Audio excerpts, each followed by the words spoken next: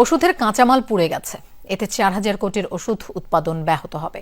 মঙ্গলবার সংবাদ সম্মেলনে এইসব তথ্য জানায় বাংলাদেশ ঔষধ শিল্প সমিতি।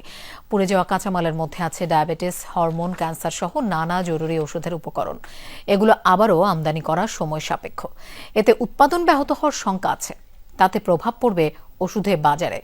পুড়ে যাওয়া পণ্যের পরিশোধ করা শুল্ক, ডিউটি ট্যাক্স ও ভ্যাট ফেরত চায় ওষুধ শিল্প সমিতি। এছাড়া এলসি সংক্রান্ত ব্যাংক চার্জ ও সুদ মওকুফ সহ নানা দাবি করেছে ওষুধ শিল্প সমিতি।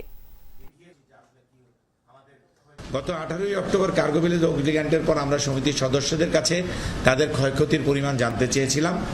অনেকেই আমাদেরকে জানিয়েছেন, এখনও জানাচ্ছেন, আজকে সকালেও আপডেট দিয়েছেন।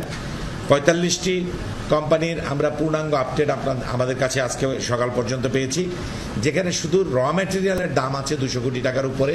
এরপর আবার এটার কিন্তু আমরা এআইটি, ভ্যাট এগুলো অলরেডি পে করেছি, যেটা হিসাব করলে এটা 250 থেকে 300 কোটি টাকার পর্যায়ে চলে যাবে।